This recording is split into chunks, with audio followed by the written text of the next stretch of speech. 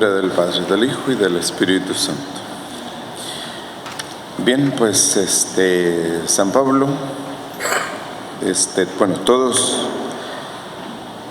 conocemos lo que fue San Pablo antes de su experiencia de haber sido tirado del caballo, porque fue uno antes y fue uno después.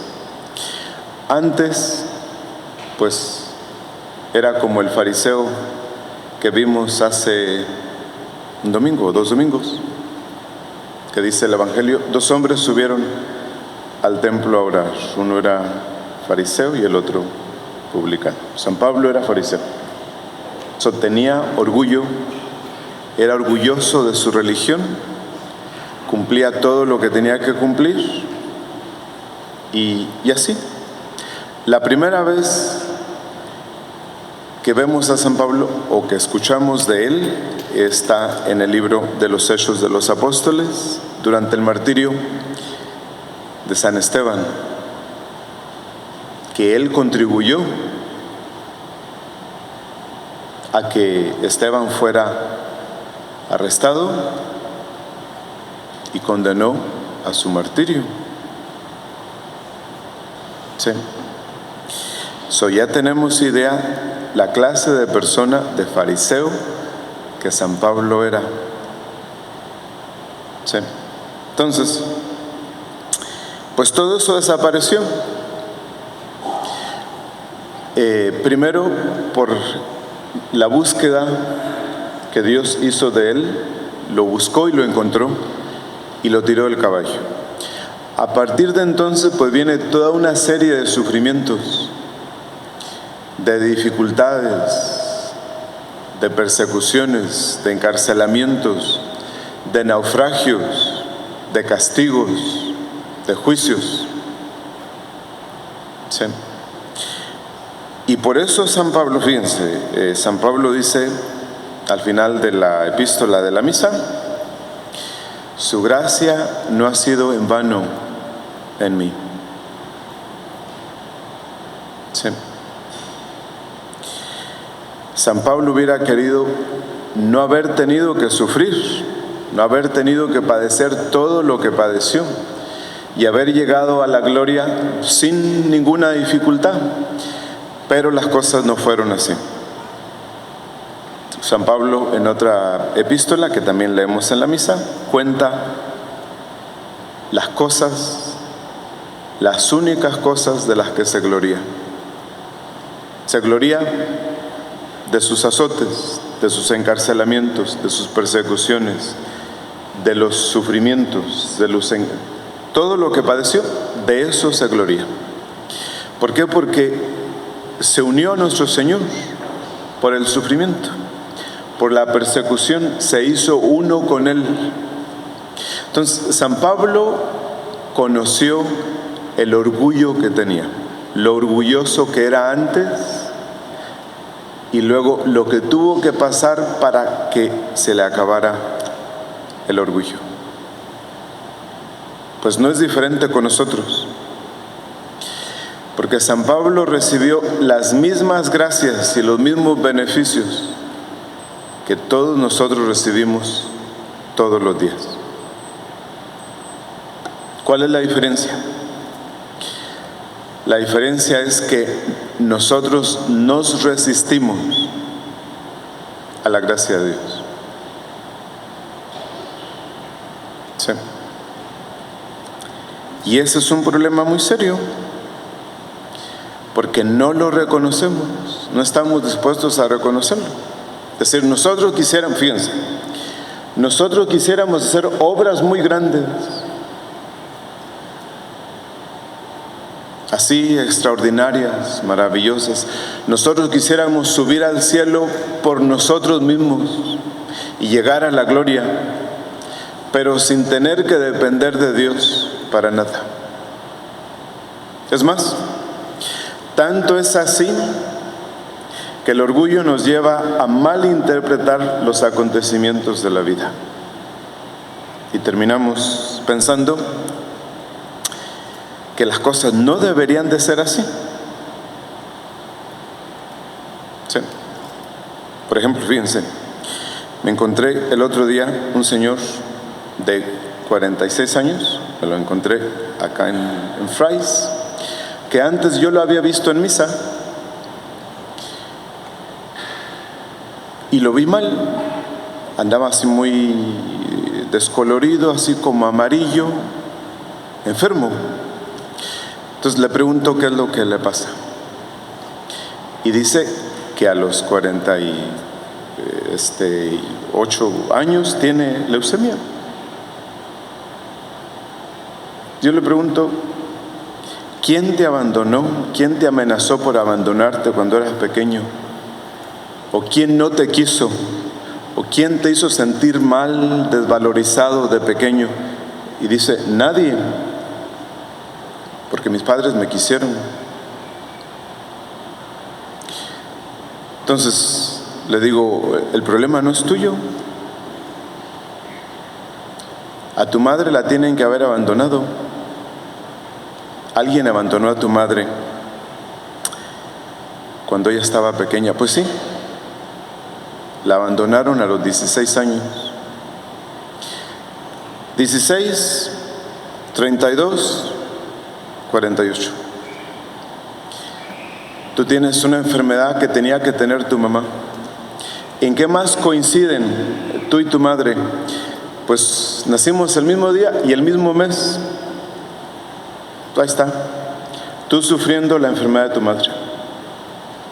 Porque a los 16 años, su madre fue regalada a otra familia.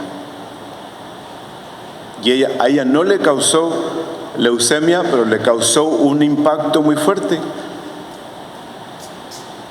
Y como ella se murió pronto, el hijo se queda con la enfermedad. Por eso es muy importante que el orgullo no nos obligue a interpretar mal los acontecimientos de la vida. En última instancia, es el único remedio que tenemos para luchar en contra del orgullo. ¿Sí? Ustedes saben, el orgullo es como las hierbas malas. No importa cuántas veces se saquen, vuelven a aparecer. Y seguirá apareciendo hasta el último momento de su vida. Y el único remedio para el orgullo es la humildad. Si es que se la pedimos a Dios y si es que aprovechamos las humillaciones y Dios nos la da, porque hay veces que Dios no nos da la humildad.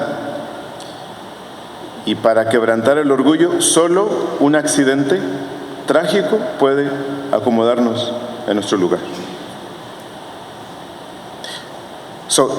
Dios, no hay momento de la vida que Dios no nos esté dando gracias.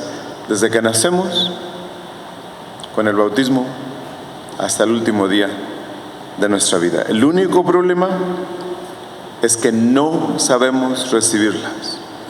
Resistimos a lo que Dios nos quiere dar. ¿Por qué nos resistimos? Por el orgullo. Porque, como decía, queremos llegar al cielo solos, sin tener que depender de Dios. Ese es el orgullo. ¿Sí? ¿Recuerdan el primer pecado en Lucifer? Un pecado de pensamiento. El orgullo.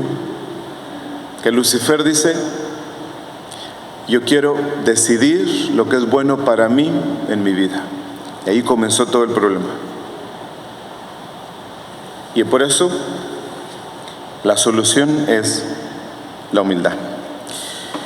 ¿Sí? Entonces, ¿por qué es que a pesar de todos los beneficios que recibimos de Dios y todas las gracias que Él nos concede, por qué es que no somos humildes? Porque nos resistimos a la gracia. El primer obstáculo para la gracia es el orgullo. ¿Y cómo sabemos que tenemos orgullo? interpreten lo que les pasa en la vida. Ahí se dan cuenta. Si lo interpretan mal, si les hiere, si les afecta, si no lo olvidan, si están constantemente recordándolo, ahí está. Ese es el orgullo. Por eso dice San Pablo: Dios da su gracia a los humildes y se resiste a los soberbios. Entonces, el orgullo es el único mal de nuestra vida, que constantemente está apareciendo en nosotros de una forma o de otra, ya sea a través del sarcasmo, de la impaciencia, de la inmodestia, de la avaricia, de la ambición, de tantas cosas que constantemente aparecen. Sí, entonces, Dios nos ayuda para acomodarnos en nuestro lugar, que es la humildad. Entonces, si no nos aprovechamos de lo que Dios nos da, aparece lo que se conoce como endurecimiento del corazón o endurecimiento en el pecado. ¿En qué consiste esto?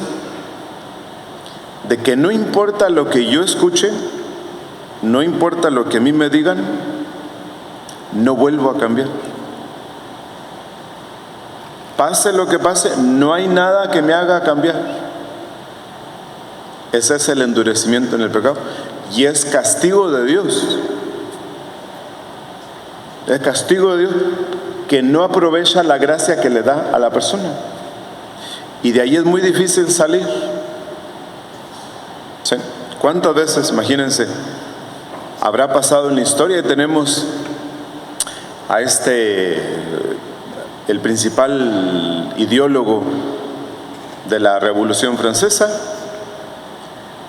Rousseau, que odiaba a Dios, odiaba a la iglesia, y en el último instante de su vida, ya delirando, ya para morirse, varias veces las personas le ofrecían que si quería ver un sacerdote, y siempre se negó. Pero el día que se murió, así, ¿verdad?, moviéndose en su propio excremento y rasguñándose la cara porque sus amigos estaban en la puerta para que no entrara el sacerdote. Ese es el endurecimiento en el pecado, de que no importa al final lo que uno necesite, no hay. Y eso no nos puede pasar a nosotros. ¿Qué podemos hacer? La primera cosa, quitar el impedimento, que es el orgullo. ¿Cómo se quita? Por las humillaciones de todos los días, grandes y pequeñas. ¿Sí? Se quita también interpretando bien todo, acostumbrarse a interpretar bien todo y agradecerlo todo de lo que le pase. En tercer lugar, pues hay que pedírsela a Dios constantemente, todos los días, porque la única defensa el único remedio en contra del orgullo es la humildad. Y esa gracia de la virtud, de la humildad, Dios nos la quiere dar. Y nos la da si constantemente se la pedimos. De otra forma, imagínense cuántas dificultades causamos en la familia, en la sociedad, por el orgullo. Y eso Dios lo sabe, y nosotros por experiencia lo sabemos. Por eso Jesús dice en el Evangelio: sin mí no pueden hacer nada. Sí. Pues pidámosle a Dios la gracia de la humildad. Aprovechemos todas las tentaciones que nos pasen para crecer en la humildad. Aprovechemos todas las humillaciones que suframos para crecer en la humildad. Porque es mucho lo que Dios nos quiere dar, es mucho lo que lo necesitamos. Y lo único que nos impide que eso suceda, pues es el orgullo. En nombre del Padre, del Hijo y del Espíritu Santo.